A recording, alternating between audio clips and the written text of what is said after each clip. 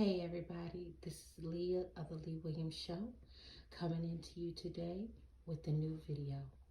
Today I have some solemn news to report, and that is that the mother of talk show mogul Wendy Williams, her mother has passed away, Miss Shirley Williams. Now, this news is according to various news sources, including the Baller Report. And while it has not been confirmed by Wendy Williams herself, this is the information that's being reported at the present time.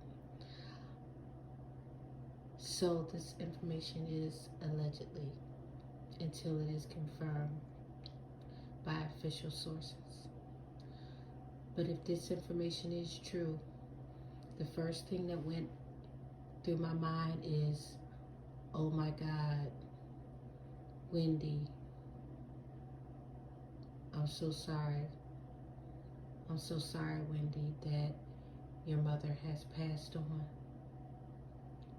I can't imagine what must be going through your mind. I know you loved your mother a lot.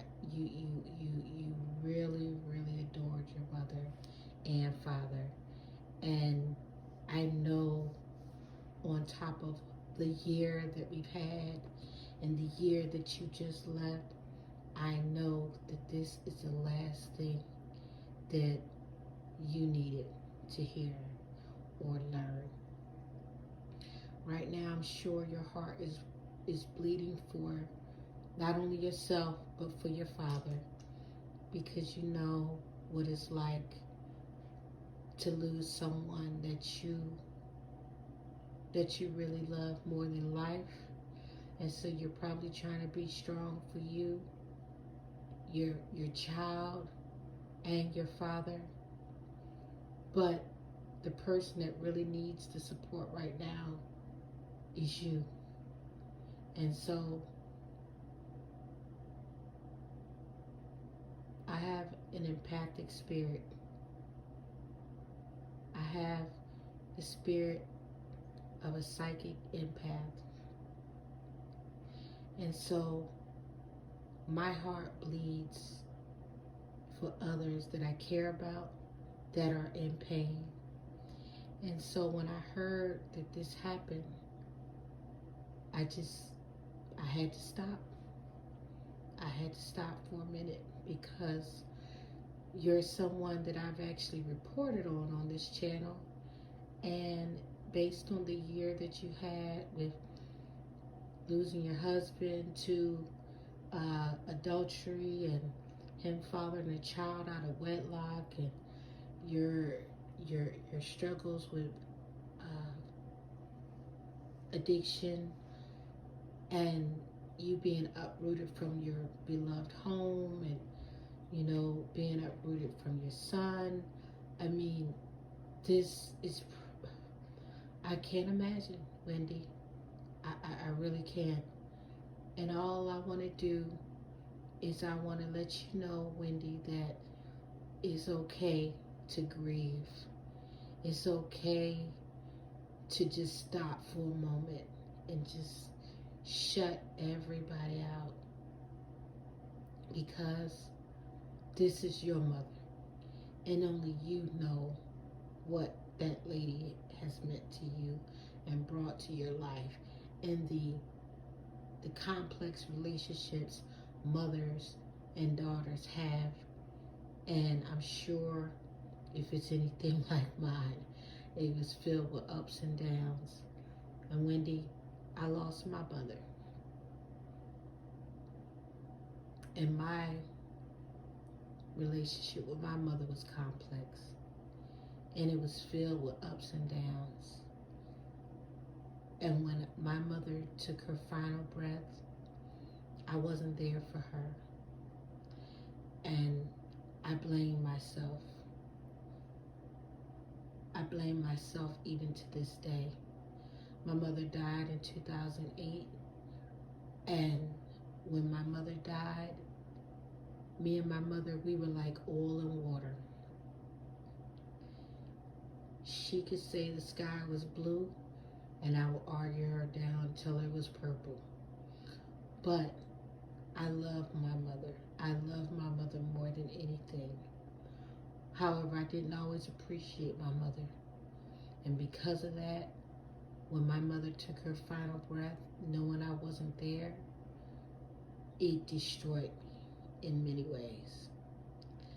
And what I did and what I was forced to do was stop. I had to stop everything. It didn't even matter anymore. There was a part of my life that died when my mother took her final breath, knowing I wasn't there and knowing what the relationship we had. I'm not sure. I don't feel comfortable enough to speak on the relationship you had with your mother. But based on things you shared, maybe there was some ups and downs. But I want you to know, Wendy, everybody knew that woman loved you. She adored you. She beamed when she was in that audience. When she was in that audience, she beamed. Her beside her, your father, she beamed. You were her ray of light. You were her sunshine. You were her moon. So don't ever think, Wendy, that she didn't love you more than life. And that's the same way my mother loves me. My mother was my hero. She was the first one that taught me that I should get up out of my bed and go knock on doors and encourage people to vote, because that's what my mother did. She would get up out of her bed and encourage people to vote, to take their lives seriously. And it sounds like your mother, Mrs. Shirley Williams, she was a trailblazer. I didn't know much about your mother. I can't even begin to know the impact that she had on your life. But Wendy, what I want you to know, that it's okay to grieve. It's okay. You're going to go through so many emotions. It might even throw up the apple cart for you. But Wendy, I want you to know we care about you, Wendy. We want you to be well. And we want to be there for you in your hour of need. Because at the end of the day, you're human. And I know what you do for a living. A lot of people are not happy with the way you conduct yourself, Wendy. And I have to say, I'm a fan, but I'm not a stan. And so I have been critical in the ways that you conduct yourself. Even most recently, talking about Funk Master Flex, I took exception to the harsh words that you used to describe him and his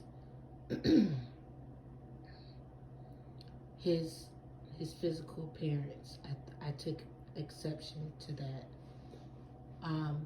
But I understand, Wendy, you feel very driven, or you feel empowered, or I want to say you feel that it's necessary to always keep it real. So you keep it real. We can't fault you for being consistent. That's one thing we can say about you, is you are consistent. But I have to say, Wendy, this situation might cause you to change a little bit. Because when my mother died, it forced me to change. And when my mother took her final breath in August of 2008, I was never the same. I was the one that had to make the decision to take my mother off life support, and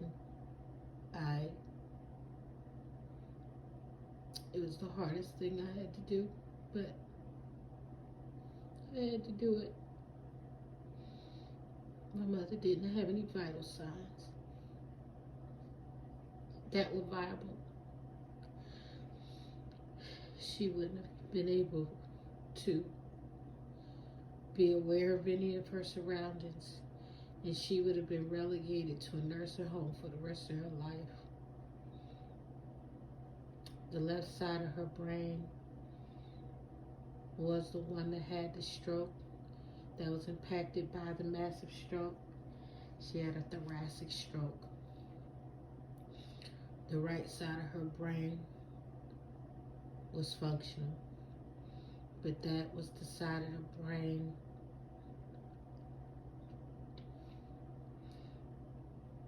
that would have made it difficult for her to go on in society. And I knew my mother, she was a trailblazer, and I didn't make that decision easy. It wasn't an easy decision to make, but I consulted people that I had the utmost respect for. My friend, Dr. Natasha Sifford, she's a doctor, and I had her come look at my mother. She's somebody I respect more than anybody, that I love more than anybody, and I knew she knew her stuff. And I had her evaluate my mother, and she let me know that it was time to let her go, knowing that all I felt was guilt and shame for the way I treated my mother all those years. There was reasons, and somebody, if you knew me a little more, you might even say I had good reason.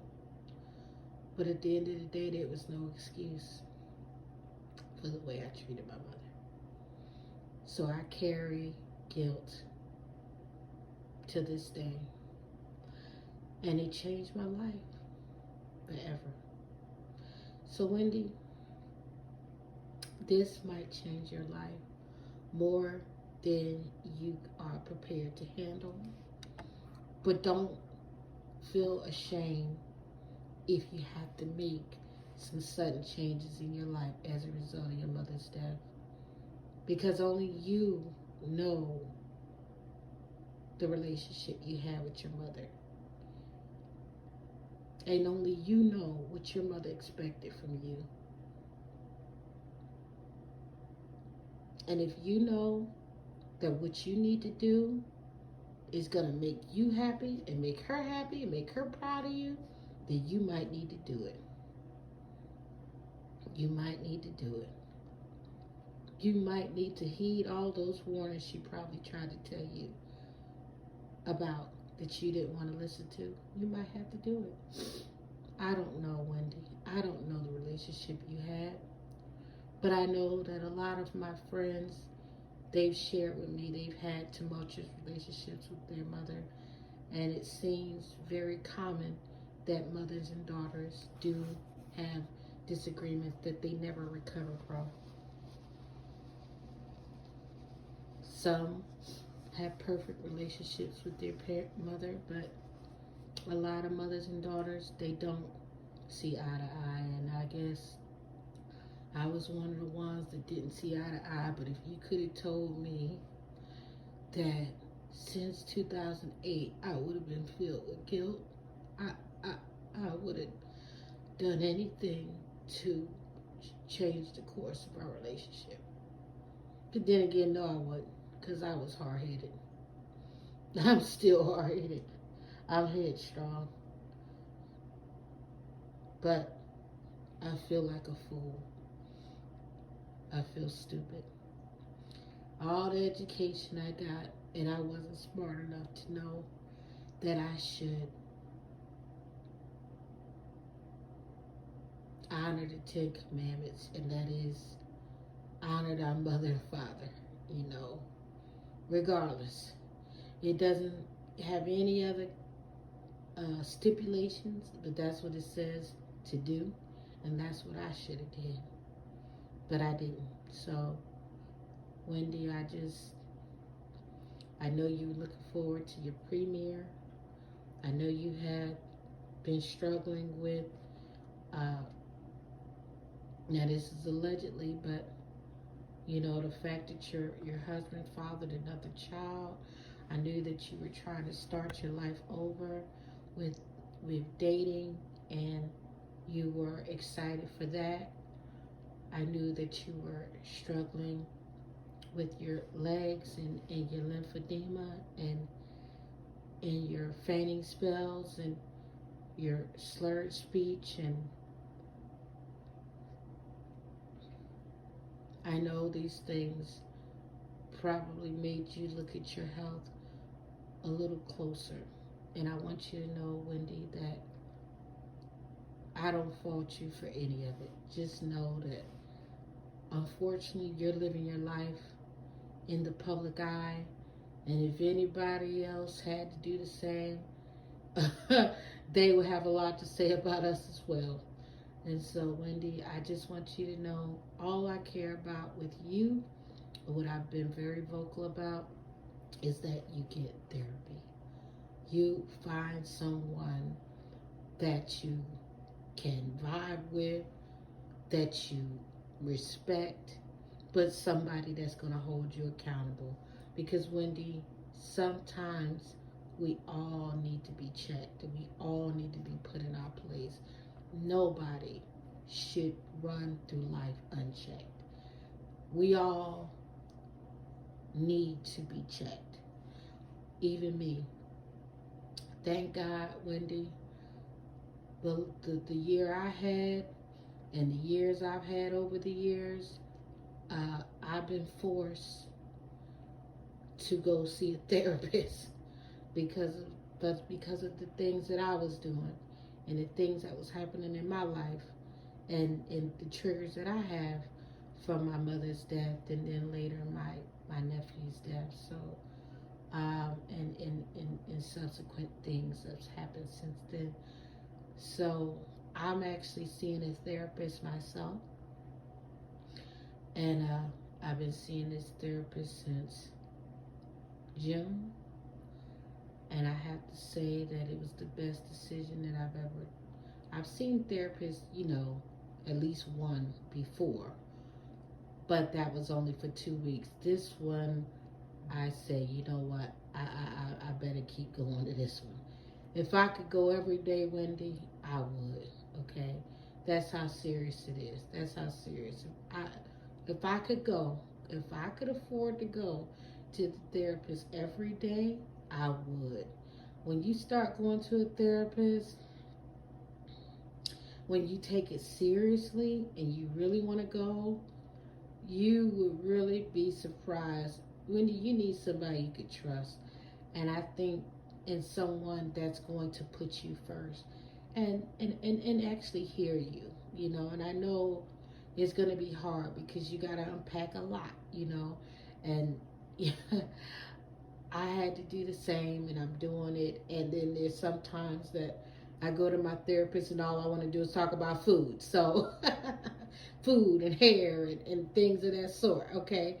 But then there's sometimes that I talk about, we do some work, you know, and I feel like, Wendy, and this is no diss to you whatsoever, but I feel like you really need a therapist, okay? I really, even in my previous videos, some of them I've taken down, well, most of them I've taken down. I have one up with you, but the outbursts, you know, yelling at your staff in public, Suzanne yelling at Norman and yelling at people in public, Wendy, that's a no-no, okay? And these are signs that you're cracking at the seams. And I know you're under a lot of pressure, So you probably feel like, you're tired of taking the blame for things, for everything. But remember, these are your coworkers. They have families, they have lives, and they're under stress too. So try try a little more empathy, Wendy, when you speak to your staff. Because you know why? People aren't looking at the staff, they're looking at you when you speak to them like that. I personally feel that you have the relationship where you can speak to them anyway and they would still respect you. However, the people that are watching you, like myself, don't know the relationship you have with them and or know enough about it, and we just see that you're being disrespectful to your staff. So just remember that. Remember, perception is people's reality, but the reality of the situation is all of these people love you. They go up for you. They probably fight for you. They sing your high praises. But please, Wendy, please, maybe just a little bit, show a little more empathy when talking to your staff, because remember, they have feelings too. Just like right now, you have feelings, and we're all being sensitive to your situation, and we want to acknowledge you and acknowledge what you may be going through. And I can't even imagine. I am so sorry, Wendy. Honestly, I wouldn't wish this on anybody. On anybody. So, Wendy, take some time for yourself. Don't just go running back to work. Please, Wendy, take some time for yourself. If you don't, it will destroy you. It will eat you alive. You have to grieve.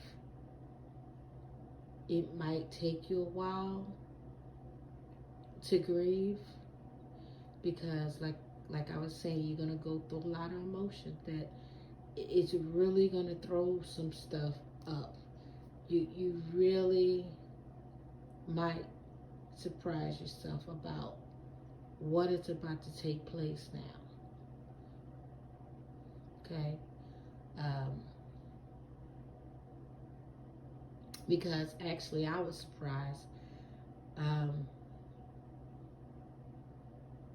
it's 2020 now, so my mother's been dead for 12 years, but I can remember it like it was yesterday. I talked to my mother the night before. We had some harsh words. Well, she had harsh words with me, and she seemed upset with me. I didn't try to smooth things over before we hung up. So we left things in a negative way.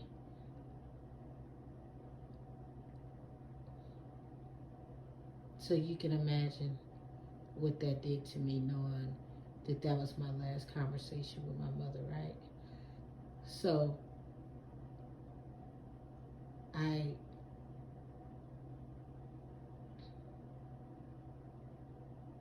I can only hope that you take this opportunity to get your life together, to really get your life together, because I'm taking this time to get my life together, and it's not been easy, okay? This quarantine pandemic has really taken me for a loop, and 2020 has been an absolute nightmare, okay? And for me, and I'm sure for many people in this country, all over the world, it's not just us, but I am one, and I have to, give my personal spiel on it. And you know,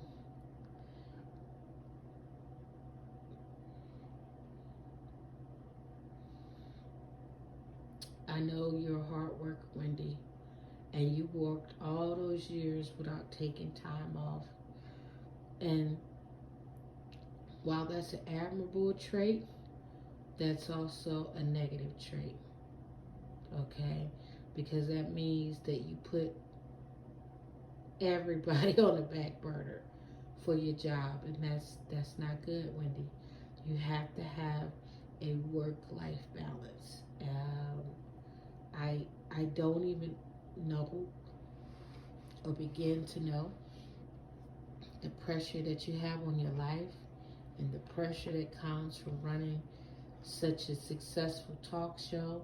So I can imagine it may not be the standard 40-hour work week.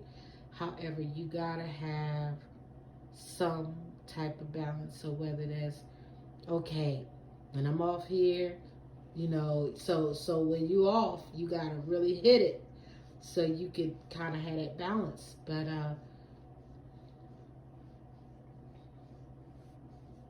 we only get one life, Wendy. We're not gonna be able to do this again. We're not gonna come back. We're not gonna get a second try. So please, Wendy, put yourself first. Take your life seriously. Your mental health is just as important as your physical health. Without When your mental health is off, everything else is not right.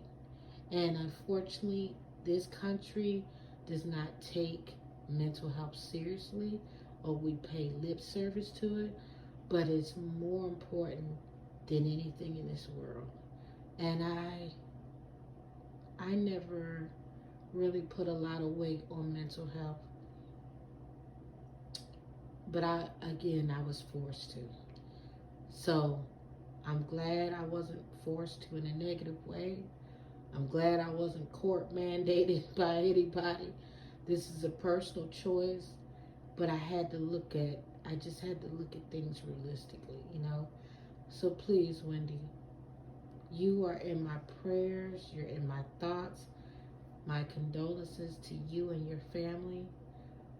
I know you don't know me, and you're probably not going to take my advice, but hopefully you will. There's some similar advice. You seem to like Dr. Phil and Dr. Mehmet Oz, so maybe check in with them. But please check in with somebody. But really, it's okay, Wendy. It's okay to need somebody. It's okay to need somebody to talk to that's really going to give you perspective and hold you accountable. It's okay.